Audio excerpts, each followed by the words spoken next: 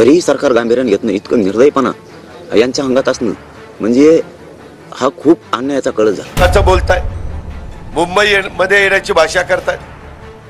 मित्रांनो, बाबासाहेब आंबेडकरांनी दिलेलं संविधान, त्या घटनेच्या जे काही आदेश आहेत, घटनेमध्ये जे काही सांगितलेलं आहे त्याचा आदर करून आपण पुढे जातोय. हे बघा, मी लढायला आणि मरायला कधीच भेट आणि भेटणार सुद्धा. जर कायदा हातात घ्यायचा प्रयत्न कोणी केला तर त्याचा मुलायजा ठेवायचा नाही. कायद्यापेक्षा कोणी श्रेष्ठ नाही. तर मग मात्र यांचं राजकीय करिअर पूर्ण कायमचं सुपडा साफ केल्याशिवाय चालणार नाही. मला 250-300 पेक्षा जास्त बलिदान गेले. आमच्या लेकरांच्या डोळ्यात कंपाळाचं आई बहिणीचं कुंकू सुद्धा गेलं. अरे इतकं निर्दय शिकतं. ज्या सरकारला या मराठ्यांनी गादीवर बसवलं, यांच्यावर गुराळ पडण्यासाठी मराठ्यांनी रात्रंदिवस कष्टा खाल्ल्या, ते लोक नोंदी मिळालेल्या असतानाही आरक्षण देऊ शकत नाहीत. म्हणजे हे इतकं भयानक हे दृश्य. नोंदी न मिळालेल्या लोकाला आरक्षण देऊन सुद्धा टाकलं आणि माझ्या गोरगरिबांचे मराठ्यांचे पोरं मरायला लागले आणि तुम्ही त्यांना आरक्षण सुद्धा देऊ शकत नाही हक्काचं. याच्यापेक्षा निर्दयपणा काय असायला पाहिजे. माझा मराठा समाज आज ताकदीनं लढतोय. हजारो केसेस झाल्या, आमच्या माता माऊलींचे डोके फोडले, तरी आम्ही शांततेत करतोय.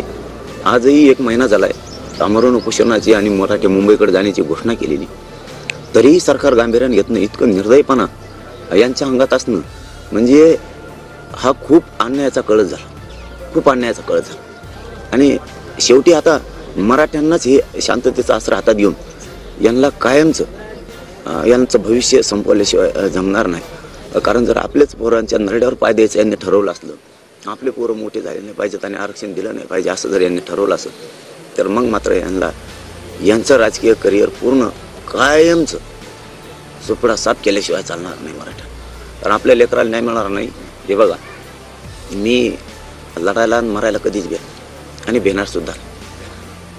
पण मला एक वाईट वाटतं की इतका निर्दयपणा मंत्र्यात आमदारात असू शकतो, सरकारमध्ये असू शकतो. शेवटी तुम्ही सुद्धा माणूस आहेत, तुमच्यात माणुसकी जिवंत असली पाहिजे. अरे जर तुमच्या डोळ्यात एकदा आत्महत्या झाल्या तर तुम्हाला झोपसुद्धा नाही यायला पाहिजे. आणि तुम्ही मात्र सहजतेने आंदोलन हाताळताय, सहजतेने कामं करताय. मराठ्यांना तुम्ही ताबडतोब आरक्षण दिलं असतं तर मराठ्यांना आज ही मुंबईकडे निघण्याची वेळ आली नसती. आज आता या भूमिकेवर ठाम येत आम्ही की तिथं काही झालं तरी हरकत नाही, मात्र आता आरक्षण घेतल्याशिवाय मागं नाही फिरायचं. अनेकदा उपोषण केलं, इशारे दिले, गावागावात सभा घेतल्या, पण सरकारने काही आरक्षण दिलं नाही. सरकारकडून फक्त शिष्टमंडळं पाठवली गेली, चर्चा केल्या, पण त्यातूनही काहीच हाती आलं नाही. शेवटी मनोज जरांगे पाटील यांनी मुंबईला कूच करण्याचं ठरवलेलं आहे आणि त्यांची तयारी देखील पूर्ण झाली आहे. आज सकाळी 9 वाजता ते जालन्याच्या अंतरवाली सराटीतून त्यांचा लॉन्च मार्च मुंबईच्या दिशेनं निघणार होता. त्यासाठी मनोज जरांगे यांनी पूर्ण तयारी केली आहे. जरांगे यांच्या या प्रवासात त्यांच्यासोबत व्हॅनिटी व्हॅन असणार आहे. या सुसज्ज व्हॅनिटीत सर्व प्रकारच्या सुविधा देण्यात आलेल्या आहेत. मराठा आरक्षण प्रश्नावर मनोज जरांगे पाटील हे अंतरवाली सराटीतून मुंबईकडे कूच करत आहेत. लाखो मराठा समाज बांधव देखील वेगवेगळ्या वाहनांनी या लाँग मार्चमध्ये सहभागी होणार आहेत. या प्रवासादरम्यान मनोज जरांगे पाटील यांना कुठलाही त्रास होऊ नये यासाठी आता बीड येथील मराठा आंदोलकांनी खास व्हॅनिटी व्हॅन सज्ज ठेवली आहे. मनोज जरांगे पाटील यांची अचानक तब्येत बिघडत असल्याने ही व्हॅनिटी व्हॅन सज्ज ठेवण्यात आली आहे. या व्हॅनमध्ये 2 कंपार्टमेंट आहेत, त्यात ते आराम करू शकतात. व्हॅनिटीत फ्रीज देखील आहे, अन्न गरम करण्यासाठी ओव्हन आहे, सोफा आहे, चार्जिंगची व्यवस्था आहे, अंघोळीसाठी बाथरूमही आहे, तसेच मोठा टीव्हीही आहे. ही संपूर्ण व्हॅन वातानुकूलित देखील आहे. मराठा समन्वयक गंगाधर काळकुटे पाटील यांनी याबाबत प्रतिक्रिया व्यक्त केली आहे. मुंबई ते अंतरवाली सराटी हे अंतर मोठं आहे. या दरम्यान 6 मुक्काम आहेत. जरांगे पाटील यांची तब्येत बिघडत असते. 2 वेळी आमरण उपोषण सुरू आहे.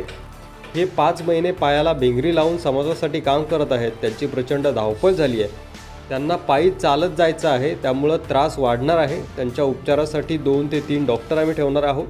जरांगे पाटील सांगतील त्या आरोग्याच्या सुविधा त्यात असतील, असं देखील गंगाधर काळकुटे पाटील यांनी सांगितलं आहे. ही व्हॅनिटी व्हॅन पुण्याहून बीडला आणली आहे. आता अंतरवालीला घेऊन जाणार आहोत. ही व्हॅनिटी व्हॅन मुक्कामाच्या ठिकाणं राहील त्यांची काळजी म्हणून हा निर्णय आम्ही घेतलेला आहे. आंदोलकाचा मुक्काम हा डोंगरदऱ्यात असणार आहे. जरांगे पाटील यांचा मुक्काम हा व्हॅनमध्ये व्हावा, त्याची सुरक्षा राहावी म्हणून व्हॅन देणार आहे असं देखील त्यांनी म्हटलं आहे.